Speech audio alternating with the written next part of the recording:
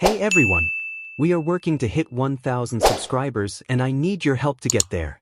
If you enjoy the content and it is your first time here, please hit that subscribe button right now as we proceed. Subscribe to this channel right now and pay very close attention, because the spring training storyline that everybody was going to find out about eventually has arrived earlier than anyone expected, and it arrived wearing the least comfortable outfit possible. Public frustration from a player who feels genuinely wronged by the organization that employs him. Eric Lowour, fresh off his spring training debut against the Philadelphia Phillies, sat down in front of reporters and said the quiet part loud. Not with anger. Not with unprofessional outbursts or demands for a trade.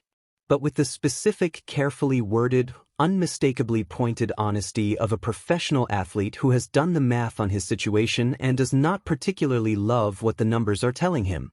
And when you combine what Lowour said with the ongoing Max Scherzer pursuit that is reportedly gaining momentum by the day, and stack both of those things on top of the Yimi Garcia injury situation that has left the bullpen genuinely thin, a very clear and very dramatic picture begins to form. Eric Lowour's future in Toronto is in serious jeopardy. And the Blue Jays might be closer to a significant roster move than anyone on the outside currently realizes. Let us start with what Lowour actually said, because the words themselves deserve careful reading before we apply any interpretation to them. When asked about his role heading into the season, Lowour revealed that he is prepared to serve as the Blue Jays' sixth starter or long reliever to begin the year, but made his preference unmistakably clear: he wants to start.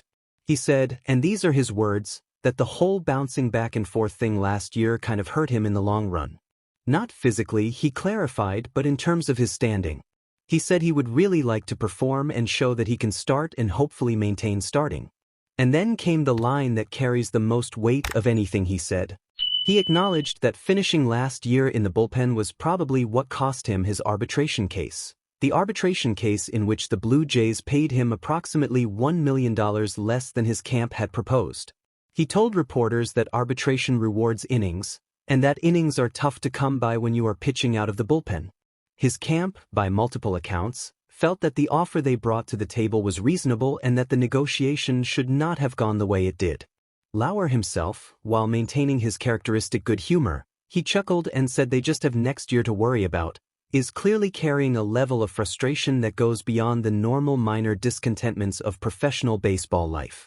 Now let us zoom out and look at why these comments land with such significance in the specific context of everything else happening around this roster right now.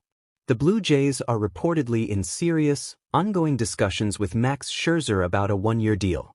Ben Nicholson-Smith and multiple credible industry sources have confirmed that talks have escalated significantly in recent days and that Toronto is Scherzer's most serious pursuer.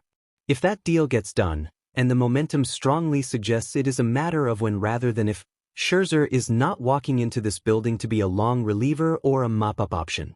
He's coming in as a starter, full stop. Nobody signs a three-time Cy Young Award winner and a future Hall of Famer and then puts him behind Eric Lowour in the rotation pecking order. That is simply not how this works. The moment Scherzer signs, he slots into the starting rotation ahead of Lowour, and Lowour's already complicated role becomes even less defined and even less aligned with what he has publicly and clearly stated he wants his role to be. The Fangraphs projections are already reflecting this reality with uncomfortable precision. Lowour is projected to receive approximately 2% of the Blue Jays' starting rotation appearances, a number so small it is essentially a rounding error, with the projection model apparently already factoring in a meaningful probability that Scherzer joins the team and occupies a rotation spot that would otherwise belong to Lowour. The mathematics of this situation are straightforward. Gausman and Cease are your top two starters and will receive the bulk of the innings. Trey Savage is the young ace in development who gets carefully managed starts. Cody Ponce fills the spot while Bieber ramps up. And once Bieber returns to health and Scherzer is ready to contribute, the rotation is full without Lowour getting the consistent starting role he has made clear he wants and needs for both his performance and his financial future. The trade speculation that is building around Lowour is not frivolous or manufactured. It follows a logical and well-established chain of roster reasoning. The Blue Jays need bullpen depth desperately. Yimi Garcia's elbow procedure has pushed him past opening day. the depth behind the established back-end pieces is genuinely thin, and the Danny Coulombe conversations that have been ongoing have not yet produced a signing. Lowour, despite the frustration surrounding his role, is a genuinely valuable pitcher. His 3.18 ERA last year across 104 innings split between starting and relief work tells the story of a professional who competes at a high level regardless of the assignment he is given. He was significantly better as a reliever than his preference for starting would suggest he should be, a counterintuitive reality that makes him particularly attractive in trade conversations where a team might value his versatility differently than the Blue Jays currently do. His strikeout rate at 8.77 per 9 innings is functional without being elite, but his ability to miss bats in short stints out of the bullpen showed genuine promise. A team that sees Lowour as a legitimate middle to high leverage reliever rather than a frustrated starter might value him at exactly the right price to give the Blue Jays the bullpen piece they need in return. The spring training debut itself was actually encouraging from a pure performance standpoint, which makes the surrounding drama even more layered and interesting. 20 pitches, 13 strikes, clean and efficient work against a Phillies lineup that included some legitimate prospects. The stuff was there. The command was there. The professional who shows up and does his job regardless of the emotional undercurrents was very much present on the mound yesterday. John Schneider and the coaching staff would have walked away from that start with confirmation that Lowour is a functional, contributing piece of this roster. The question is simply whether the role he fills on this roster is the role he wants to fill, and everything he has said publicly over the past several weeks suggests the answer to that question is increasingly no. Meanwhile, the debut of the entire spring training program produced several storylines worth tracking with genuine excitement as the season builds toward opening day. Adam Macko, acquired in the trade that sent Oscar Hernandez away, threw 2 dominant innings and showed the kind of velocity jump that changes a pitcher's entire arsenal and outlook. His fastball has gained 2.5 miles per hour since AAA last year, sitting now at a level that gives his secondary pitches genuine credibility against major league hitters. With Bo Bichette Francis now lost to Tommy John surgery, Macko becomes the first wave of AAA rotation depth, the pitcher most likely to get a big league start when the inevitable injury or roster shuffle creates an opening.